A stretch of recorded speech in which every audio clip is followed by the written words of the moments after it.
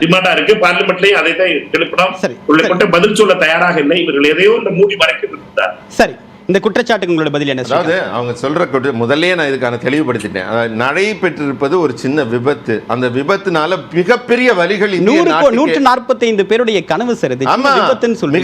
ஆமா, விபத்து தெரியாம நடக்கிறதுக்கு பேர் தாங்க விபத்து. தெரிஞ்சு திட்டமிட்டு நடக்கலங்கிறேன். எந்த ஒரு பெண்ணும் இப்படி ஒரு இழப்பை, தன்னுடைய 20 ஆண்டு கால உழைப்பை இப்படி இழக்க மாட்டாங்க. அவங்களை அறியாம நடந்து போச்சு. அந்த இடத்துல வெயிட்டை குறைக்கிறதுக்கு அவங்க உயிரை கொடுத்து முயற்சி பண்ணிருக்காங்க. அந்த மாதிரி இருக்கும்போது காங்கிரஸ் கட்சியினரும் கேள்வி என்னன்னா, விபத்துக்கு இடமளிக்கக்கூடிய இடம் சர்வதேச ஒலிம்பிக் போட்டியா? அப்படி இல்லையே. விபத்து எங்க வேணா நடக்கலாம். இது நீங்க இதுல ரொம்ப தெளிவா புரிஞ்சுக்க வேண்டியது, யாருமே திட்டமிட்டு வெற்றியின் விளிம்புக்கு வந்தவங்கள தோல்வியடை செய்யணும்னு ஈவு இரக்கம் இல்லாத எந்த மனிதனும் நினைக்க மாட்டாங்க. இதுல அரசியல் பண்ணணும்னு காங்கிரஸ் நினைக்கிறதான வேடிக்கையா இருக்கு. இந்த நேரத்தில் தேசம் ஒன்றா நிற்க வேண்டாமா? அந்த பெண்ணுக்கு ஆறுதல் தர வேண்டாமா? பிரதமரும் குடியரசுத் தலைவரும் வி ஆர் வித் யூங்கிறாங்க. முதல்ல ட்வீட் பண்றாங்க, வாமா வெற்றி மங்கையா திரும்பி வாங்குறாங்க. வெற்றி பெற்ற வீரருக்கு கொடுக்கக்கூடிய எல்லா மரியாதையும் உனக்கு தர்றோங்கிறாங்க. ஒரு அரசு இப்படி பேசும்போது எப்படி காங்கிரஸ் எதுல அரசியல் பண்ணலான்னு இருக்காங்க? அவங்களுக்கு அரசியல் பண்ண எந்த களமும் இல்லை. எல்லாத்துலயும் அரசியல் பண்றாங்க. அதுதான் நான் சொன்னேன், விளையாட்டில் கூட அரசியல் செய்கிறாள்னதுக்கு அதையும் மாற்றி சொல்றாரு அவரு. அவங்க பேசும்போது மாணிக்கம் சார் சொல்றாரு, அதையும் மாற்றி பேசிட்டோம். நான் என்ன சொன்னேன், விளையாட்டை விளையாட்டாக பாருங்கள். அதுலயும் விபத்து நடந்திருக்கிறது. இதனால ஒட்டுமொத்தமில்லி ஒரு ஆளுக்கு இல்லைங்க, 120 கோடி மக்களுக்கு இருக்கு. ஏன்னா ஒரு தங்கம் வராதான் நம்ம ஏங்கிட்டு இருக்க நேரத்தில் தங்கத்துக்கான வாய்ப்பை பெற்ற அந்த மங்கை வெறும் 100-150 கிராம் எடை வித்தியாசத்தில் இழந்து விட்டார்கள் என்ற வலி எல்லாருக்குமே இருக்கும். இதை மறுக்கவே இல்லை. இனிமே என்ன செய்யணும், இது மாதிரி தவறு நடக்காம என்ன செய்யணும்? எப்பயோ அவங்க போட்ட ஒரு ட்வீட்டை நம்ம எடுத்துக்கிட்டு அவங்க அப்பவே அப்படி சொன்னாங்க. அப்போ ஒரு போராட்ட குணத்தில் இருந்தாங்க, வேற ஒரு காரணத்துக்காக போராடிக்கிட்டு இருந்தாங்க, அதுல முனைப்போடு இருந்தாங்க, தீவிரமா இருந்தாங்க. தன்னுடைய பயிற்சியில கூட, ஒலிம்பிக்கான அந்த முதல் கட்ட களப்பயிற்சியில கூட ஈடுபடாம அதுல ஈடுபட்டு இருந்தாங்க. அதனாலதான் இல்லாட்டி அவங்க அந்திம் பங்கல் வந்திருக்கவே மாட்டாங்க அந்த விஷயத்துல. அதனால அவங்களுடைய குரலையும் அவங்களுடைய வலியையும் ஒவ்வொரு இந்திய குடிமகனும் பகிர்ந்து கொள்கிறோம், அதை மதிக்கிறோம் எல்லாமே. ஆனால் நடைபெற்றது விபத்துங்கிறத புரிஞ்சுக்காம எதுல அரசியல் பண்ணலாம் நினைச்சு இதுல கூட ஒரு அரசியல்னு நம்ம ஒரு கட்டமைப்பு கதையை உருவாக்க வேண்டாம் என்பது என் தாழ்மையான வேண்டுகோள். சுமந்த், விளையாட்டிலையும் அரசியல் செய்கிறார்கள், இதில் வேண்டாம் அப்படின்னு சொல்றாரு. இதுல விளையாட்டுல அரசியல் எங்கிருந்து வருது? இல்ல அதை தவிர்க்க முடியாதா? விளையாட்டில் எப்பவுமே அரசியல் இருக்கிறது, அதுல மாற்று கருத்து இருக்குல்ல. இந்தியால அதுவும் எப்போ ரொம்ப நாளா இருந்திருக்கு. எக்கோ வருது, கொஞ்சம் கட் பண்ண சொல்லுங்க. மெயின் இஷ்யூ என்ன அப்படின்னு பார்த்தோம்னா, இதுல சதி திட்டம் என்று இதை கூறுவதற்கு ஆதாரம் இல்லை. அதுதான் பாட்டம் லைன். அதனால விசாரணையே வேண்டாம், முடிஞ்சு போச்சு அப்படிங்கிறது கிடையாது. விசாரிச்சு என்ன நடந்ததுங்கிறது நமக்கு தெரிய வரணும் இல்லையா? யார் எதேனும் தவறு, சரி தன்னிச்சையாக நடந்த தவறு, இப்போ ஒரு விமான விபத்து நடக்குது, எதனால நடந்தது அப்படிங்கிறத நம்ம கண்டுபிடிக்கணும். அப்பதானே அடுத்த வாட்டி அந்த விபத்து நடக்காம இருக்கிறதுக்கு நம்ம இது பண்ண முடியும். ஸோ விசாரணை அரசாங்கம் அறிவிக்க வேண்டும். அதில் வினேஷ் அவர்களும் அதில் பங்கேற்று தன்னுடைய வேர்ஷனை கொடுக்கணும். இப்போ எனக்கு என்னன்னா, அவங்க ஏன் இதுவரை மீடியாவுக்கு எதுவும் கூறாமல் இருக்கிறார்கள்? அந்த ட்விட்டர்ல அந்த எக்ஸ்ல வந்த போஸ்டை தவிர வினேஷ் போகத் இதுவரை பேசவில்லை. கரெக்டா? ஒரு சர்வதேச அரங்கத்துல தேசமே உற்று நோக்கக்கூடிய நிகழ்வுல கண்ணியம் காக்கலாம் இல்லையா? உள்நாட்டு பிரச்சனை உள்நாட்டிலேயே பேசிக்கலாம் இருக்கலாம்ல. இல்லைங்க, இப்ப எல்லோருமே அவங்கள என்ன சொல்றாங்கிறத தான் எதிர்பார்க்கிறாங்க. அவங்களுடைய வருஷன் வரணும் இல்லையா? இது வரைக்கும் நமக்கு கிடைச்சிருக்கிறது அரசாங்கத்தினுடைய வருஷன். இது பண்ணோம், 2.25 கிலோ ஏறிச்சு, இது நடந்துச்சு, அது நடந்துச்சு. ஆனால் the person herself has not spoken. So அவங்க பேசிய பிறகுதான் நமக்கு ஆக்சுவலா என்ன நடந்ததுங்கிறது அவங்க வருஷனை வச்சுதான் நம்ம கோரிலேட் பண்ண முடியும்.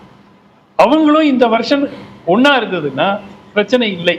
அப்போ தன்னிச்சையாக ஒரு தவறு நடந்திருக்கிறது, யார் செய்தார்கள், எப்படி அதை ஆன்டிசிபேட் பண்ணாம விட்டாங்க, அதெல்லாம் அந்த ரீதியாக நம்ம விசாரணை போகும்.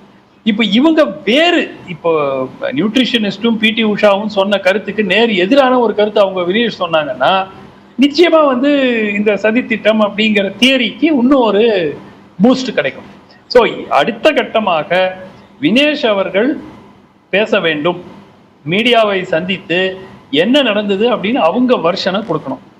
அந்த வெர்ஷனும் ஏற்கனவே நமக்கு வெளியே வந்த வெர்ஷனும் ஒன்னாக இருந்தால் அதற்கு பிறகு அந்த காரணத்தை கண்டுபிடிக்க தொடரலாம். அவ்வளவுதான். இதுல ஒன்றும் ஒரு ராக்கெட் சயின்ஸ் கிடையாது, ஈஸியா சால்வ் பண்ண வேண்டிய விஷயம். சரி, இப்போ இன்னொரு கேள்வி இருக்கு. 53 கிலோ எடை பிரிவில் இருந்தவங்க அந்த ட்ரையல் நடக்கும்போது அவங்க போராட்ட களத்தில் இருந்தாங்க. அந்த ட்ரையலுக்கான வாய்ப்பு அவங்க இழக்க நேர்ந்தது. அந்த போராட்ட களத்திலேயே அவங்க அத்தனை நாட்கள் இருக்க வேண்டிய நிலை யாரால் ஏன் ஏற்பட்டது? மீண்டும் வாய்ப்பு, ஒரு சர்வதேச அரங்கத்தில் தன் முத்திரை பதித்த ஒரு பெண், ஒரு விளையாட்டு வீராங்கனை மீண்டும் வாய்ப்பு கேட்குறாங்க அப்படின்னா ஏன் அந்த வாய்ப்பு மறுக்கப்பட்டது? மறுக்கப்பட்டதுக்கு காரணம் என்னவென்றால், ஏற்கனவே ஒருத்தங்க குவாலிஃபை பண்ணிட்டாங்க. நீங்க சொல்ற கேள்வி அது சாத்தியமா அப்படிங்கிறது ரெஸ்லிங் ஃபெடரேஷன் தான் பதில் சொன்னோம். 2 பார்ட்டிசிபென்ட்ஸும் ஒரே வெயிட் கேட்டகரியில நம்ம குவாலிஃபை பண்ணி அனுப்புறோம் அப்படிங்கிறது அவங்க ரெஸ்லிங் ஃபெடரேஷன் கூற வேண்டியது.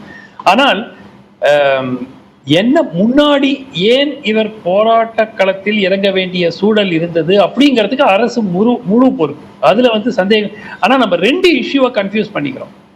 இல்ல, அது செயின் ரியாக்ஷன் தானே, ஒன்றோடு ஒன்று தொடர்பு உள்ளது தானே. இல்லைங்க, அரசை இவர் எதிர்த்து கோஷங்கள், அதாவது பிரிஜ்பூஷனுக்கு எதிராக கோஷங்கள் எழுப்பினார், போராட்டம் நடத்தினார், அரசாங்கம் அவர் மீது நடவடிக்கை எடுக்க வேண்டும் என்று கேட்டுக்கொண்டார். அவர்களுக்கு தன்னை எப்படியாவது ஒலிம்பிக்ஸ்ல டிஸ்குவாலிஃபை பண்ணிடுவாங்கன்னு எனக்கு கவலை இருக்குங்கிறத வெளிப்படையாக தெரிவித்தார். போதைப் பொருள் கலந்து கொடுப்பாங்க தெரிவித்தார். எல்லாம் சரிதான். அதை பொறுத்த வரைக்கும் அது மட்டும் இல்லை, அதற்கு பிறகு நீதிமன்றத்துடைய உத்தரவுக்கு பிறகுதான் வழக்கே பதிவு செய்யப்படுது. அரசு நிர்வாகங்கள் செய்ய வேண்டிய காரியத்தை செஞ்சிருக்காங்க. ஏன் போராட்டத்துல நீடித்த நாட்கள் இருக்க வேண்டிய தேவை ஏற்படுது? அரசு மல்யுத்த வீரர்கள் உடைய குற்றச்சாட்டை அணுகிய முறை முற்றிலும் தவறு. பிரிஜ்பூஷன் சரணை காப்பாற்ற முயற்சித்தார்கள், அதுல யாருக்குமே மாற்று கருத்து இருக்க முடியாது. ஆனால் அதையும் நேற்று நடந்த சம்பவத்தையும் லிங்க் பண்றதுக்கு நேற்று ஏதேனும் ஒரு எவிடன்ஸ் வேணும். அந்த எவிடன்ஸ் இது வரைக்கும் வரல. வினேஷ் பேசிய பிறகு அது வருமா அப்படிங்கிறது நம்ம பொறுத்திருந்துதான் பார்க்கணும். சோ நிச்சயமாக பிரிஜ்பூஷன் சரணை காப்பாற்ற அரசாங்கம் முயற்சித்தது. அது சரியான நடவடிக்கையா? இல்லை, முற்றிலும் தவறான நடவடிக்கை.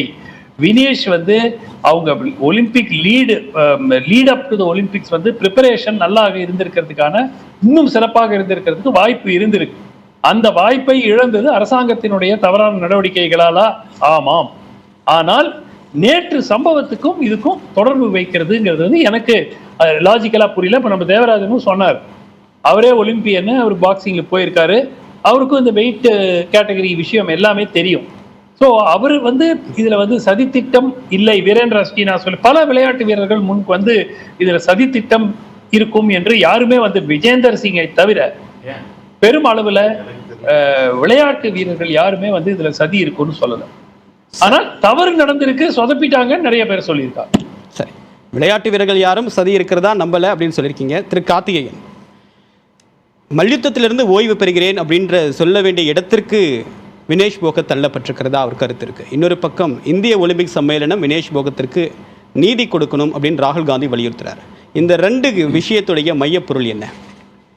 சரி, நான் ஆரம்பத்திலே உங்களுக்கு சொல்கிறேன், இதில் கான்ஸ்பிரசி இருக்கா, சதி திட்டத்தினால அவர் மெடல் வாங்கக்கூடாதுன்னு ஏதாவது ஒரு சதி நடந்ததா இல்லையான்றது ஒரு விசாரணை நடந்தால் தான் தெரியும். நமக்கு circumstances leading to the tournament தான் அந்த சந்தர்ப்ப சூழல்கள் அடிப்படையில், சூழல் மற்றும் சந்தர்ப்பங்களின் அடிப்படையில் தான் சந்தேகங்களே எழுது. அவருக்கும் அரசுக்கும் இருந்த பிரச்சனைகள் ப்ளஸ் அவர் முன்பே அவர் போட்ட ட்வீட்டோ, அவர் எழுப்பிய குரல்கள். ரெண்டாவது, நான் ஒரு விஷயம் சொன்னேன், பாஜகவில் இருக்கக்கூடிய விஜேந்தர் சிங் எதற்காக இது அங்கே சதி நடந்திருக்குன்னு அவர் இதுக்கு கருத்து போடணும். அவர் அந்த கட்சியிலே இருக்கக்கூடிய அவருடைய அரசு நடக்கிறது, அவர் சதி நடந்திருக்கு, அவர் இந்த மெடல் கிடைக்காமல் தடுக்கப்பட்டிருக்கார் அப்படின்னு சதின்னு சொன்னதே அவர் தான். வினேஷ் போகத் முதல் முறையாக முதலாக பேசிய விளையாட்டு வீரர்கள் ஒருத்தர் அவர். ஸோ அந்த சர்க்கம்ஸ்டான்சஸ் எப்படி நடந்தது என்னன்றது அதை ஆராயணும். ரெண்டாவது, அவர் முன்பு அவர் ஒலிம்பியன் ஒருத்தர் பேசும்போது சொன்னார், இப்போது எல்லாமே அவர்கள் தான் பார்த்துக்கணும், அட்வைஸ் தான் தர முடியும். எனக்கு தெரிஞ்சு இப்போ இருக்கக்கூடிய ஒலிம்பிக் ப்ரிப்பரேஷன்ஸ் எல்லாம் ரொம்ப ரெஜிமெண்டலாக தான் இருக்குது. முன்பு மாதிரி அவர்கள் பாட்டுக்கு அவர்கள் போக்கில் அவங்க இஷ்டத்துக்கு பண்ணுற மாதிரி எல்லாம் கிடையாது. From toothpaste to the food they choose, எல்லாம் everything is carefully noted. எல்லாமே பாதுகாத்து தான் காலையில் பல் துறக்கிற டூத் பேஸ்ட் முதற்கொண்டு ஃபுட்டு முதற்கொண்டு, அதற்காக தான் டயட்டீஷியன், நியூட்ரிஷனிஸ்ட், அது போக பிசியோ தனியாக, அப்புறம் கோச்சு, இவர்களுக்கே ஒரு ஹங்கரி கோச் தான் வினேஷ் போகத்துக்கு, அவருடைய தனிப்பட்ட கோச் தாண்டி. அப்போ இத்தனையும் எல்லாம் தயார் பண்ணி தான் எடுத்துகிட்டு போகிறாங்க. அப்போ ஏதோ ஒரு இடத்துல தவறு நடந்திருக்கு, எங்கேயோ ஒரு இடத்துல வந்து சர்க்கிள் நடந்திருக்கு. சரி, இது எல்லாத்தையும் சரி பண்ணுறதுக்கு தானே இத்தனை பேர் அனுப்பி வச்சிங்க. நம்ம எவ்வளோ பெரிய கண்டிஜென்ட், ஏறக்குறைய 120 பேர் அனுப்பிச்சோம். இதுவரை வந்திருக்கிறது 4 மெடல். இப்போ ஹாக்கியில் கடைசி ஒரு பிரான்ஸ் ஜெயிச்சது சேர்த்து. இதெல்லாம் இந்த மாதிரி மோசமாக இருக்குதுன்னு தானே 2016 ஒரு டாஸ்க் ஃபோர்ஸ் போட்டார் பிரதமர் மோடி அவர்கள். ஆட்சிக்கு வந்து 2 ஆண்டுகளில் ஒரு டாஸ்க் ஃபோர்ஸ் போட்டு நம்ம வந்து வீரர்களை தயார்படுத்துவது, அவர்களை வந்து தேர்வு செய்கிறது, அதே போல் அவர்களுக்கு வந்து ஒலிம்பிக்கு வந்து என்னமான வசதிகளை வந்து உட்கட்டமைப்பு வசதிகளை மேம்படுத்தி எப்படி ஒலிம்பிக்கு தயார் செய்கிறது, வீரர்களை தேர்ந்தெடுத்து அனுப்புறதுன்று எல்லாத்துக்கும் சேர்த்து ஒரு டாஸ்க் ஃபோர்ஸ் 2016 போட்டாங்க. ரியோ ஒலிம்பிக்ஸ் முடிஞ்சதுமே இதெல்லாம் சரி செய்து நம்ம மெடல் எண்ணிக்கையை கூட்டணும் அப்படின்னு சொல்லி. அதுக்கப்புறம் ஒரு டோக்கியோ வந்துருச்சு. டோக்கியோ முடிஞ்சிட்டு இப்போ வந்து நம்ம இங்கே பாரிஸும் முடிய போகுது. நம்ம இதுவரை வந்து 4 மெடலில் தான் இருக்கும். அப்போ அந்த டாஸ்க் ஃபோர்ஸ் என்ன பணியை செஞ்சது? அப்போ நமக்கு ஒரு பிளான், நம்மளோட ப்ரொஃபஷனலிசம் அங்கே இல்லைன்றதுக்கு அப்பட்டமான வந்து உதாரணம் பார்த்தீங்கன்னா ஆர்ச்சரியில் என்ன நடந்ததுன்றது தான். ஆர்ச்சரியில் இந்தியா போச்சு ஒரு கண்டிஜென்ட், ஒரு மெடலும் வரல, எல்லாமே வந்து கொரியா தான் அடிச்சது. நம்ம வந்து ஒரு 2 வருஷத்துக்கு முன்னாடி இந்தியா அரசின் சார்பாக, அதாவது ஆர்ச்சரி அசோசியேஷன் வந்து அவங்களும் சாயும் இணைந்து வந்து பேக் வாங்கி அப்படின்னு சொல்லிட்டு ஒரு புகழ்பெற்ற சவுத் கொரியன் கோச்சை வந்து என்கேஜ் பண்ணாங்க. அவர் 2 ஆண்டுகளாக வந்து இந்திய ஆர்ச்சர்ஸோட பயணித்தார்.